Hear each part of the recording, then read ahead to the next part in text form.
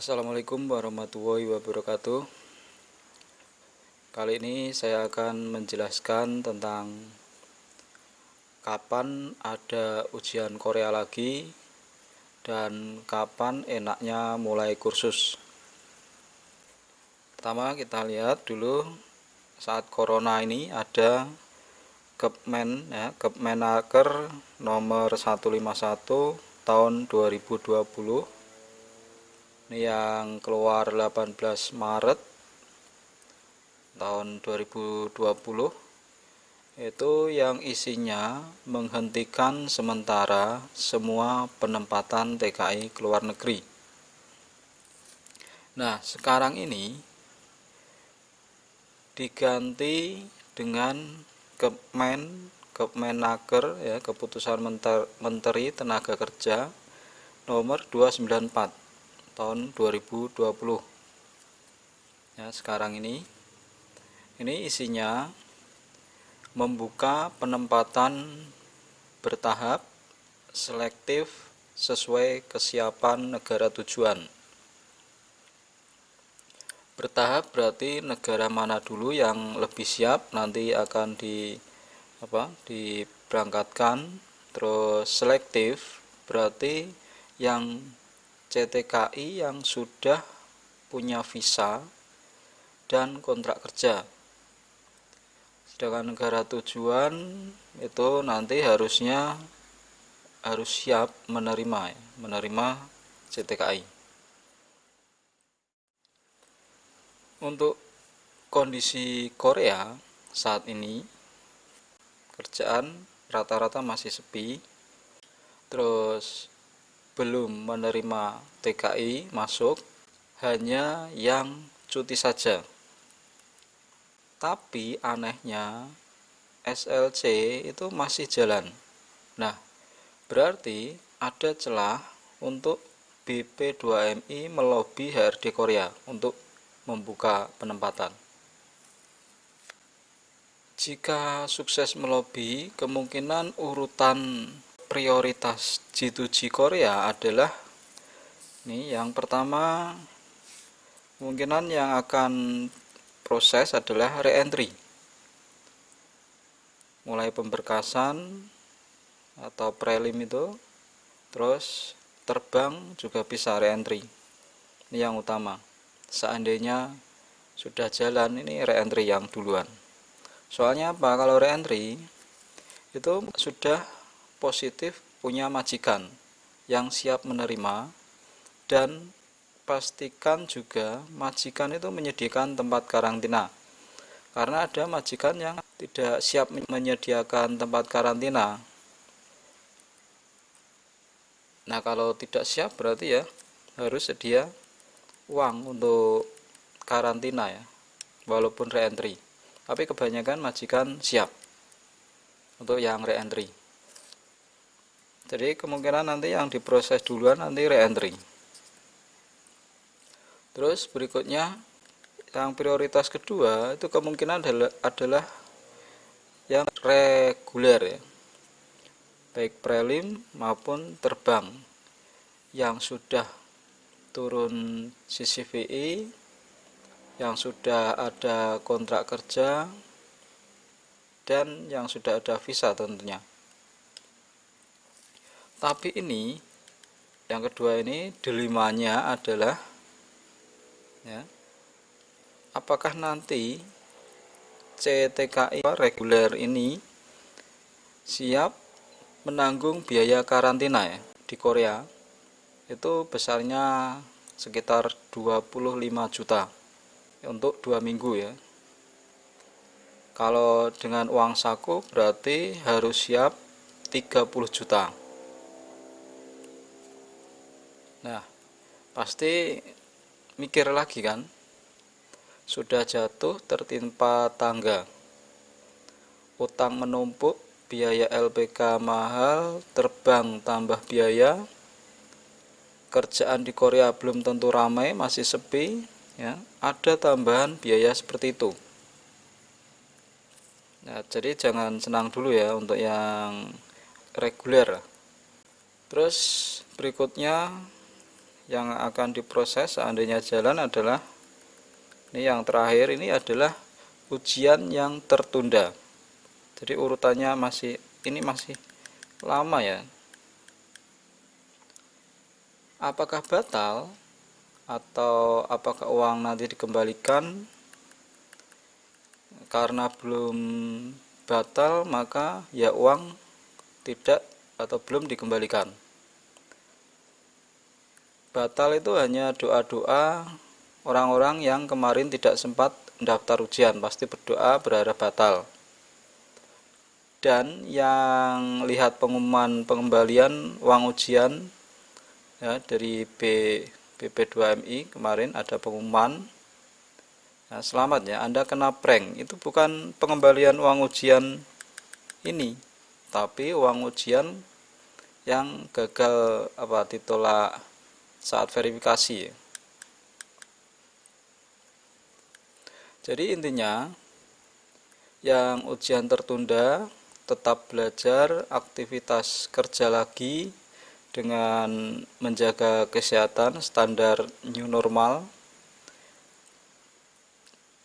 Nah, itu kemungkinan urutan jika G2G Korea dibuka lagi ya.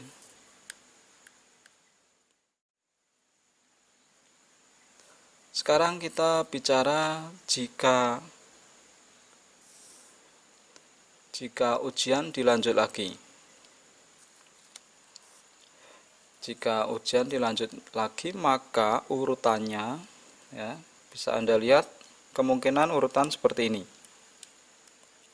Pertama, ujian manufaktur yang tertunda, terus dilanjutkan ujian CPT khusus atau EK yang tertunda juga, yang belum verifikasi ini tapi sudah daftar online. Baru jika ada maka ujian phishing untuk yang baru. Terus setelah itu mungkin ada jeda, mungkin juga tidak. Nah, ini baru manufaktur ya. Manufaktur untuk yang baru. Jadi ini ya lama ya. Ini kesini itu kisaran 1 tahun ya. Dari sini ke sini itu 1 tahun. Jadi untuk yang berharap ujian manufaktur yang baru nanti diperhatikan penjelasan ini. Nah, untuk ujian manufaktur yang tertunda itu startnya kapan? Nah, kita juga belum tahu ya. Soalnya seandainya pun dibuka ini masih prioritas yang ketiga soalnya.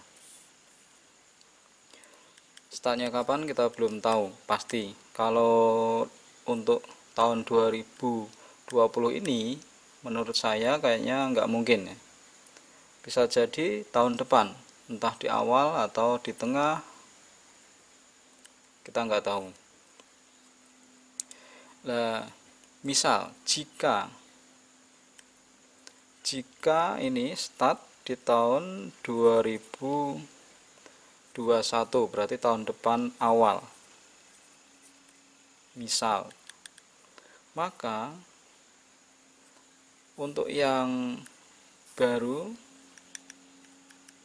ini bisa jadi di tahun 2022. Karena kan setahun ya. Biasanya kan kalau kondisi normal nggak ada halangan kan pendaftaran ujian itu per tahun di bulan untuk manufaktur per tahun di bulan 3 atau 4 ya. Tapi ini kan kegeser, makanya untuk yang baru nanti nah seperti ini prediksinya.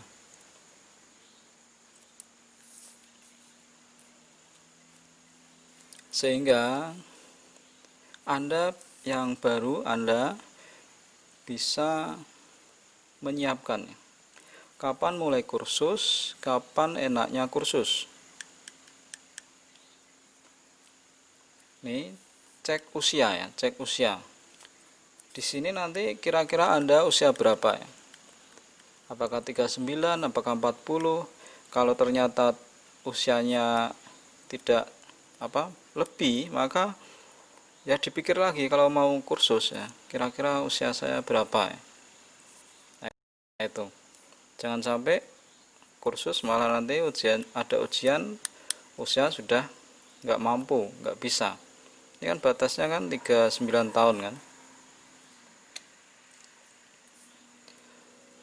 Terus berikutnya pertimbangannya adalah kapan ada waktu dan dana. Kalau Anda ada waktu dan dananya adalah sekarang, maka langsung saja kursus. Kursus dulu nggak apa-apa walaupun belum ada info ujian, daripada kursus nanti-nanti malah uangnya habis atau bahkan nanti nggak ada waktu ya. Nah ini, selagi ada waktu dan dana, silakan kursus, lakukan. Apakah takut lupa? Ya, kalau kursus duluan terus lupa itu biasanya itu tidak mau mengingat, tidak mau mengasah ilmu yang didapat. Kalau orang cerdas itu biasanya pilih ilmu di awal daripada mendapatkan ilmu di akhir. Kalau sudah dapat ilmu kan tinggal diasah sampai mahir dan hafal. Lagi pula sebenarnya ilmu kalau sudah masuk ke otak ya, walau waktunya lama, kalau mau dimunculkan lagi itu pasti beda. Pasti bisa. Beda kalau otak masih kosong, mau dimunculkan, diingat lagi ya nggak ada. Nah, ada juga yang pertimbangan ingin pas dekati ujian. Ini biasanya yang luar Jawa jauh biar hemat ya, pasti pikirannya itu ya. Kursusnya ingin pas dekati ujian. Ini tetap nggak bisa ya. Jikapun bisa itu ada resikonya. Nggak bisanya kenapa? Karena kita itu hanya main prediksi. Ujian pasti kita nggak tahu dan selalu dadakan. Jadi walaupun Anda berpikir seperti ini, itu tetap harus sedia dana cadangan. Jikapun nanti bisa kursus mendekati ujian, itu resikonya adalah kursus akan terpotong, tidak full waktu belajar singkat, dan beresiko gagal. Mengulang lagi malah nanti tambah biaya lagi kan. Pengennya hemat malah nggak jadi hemat.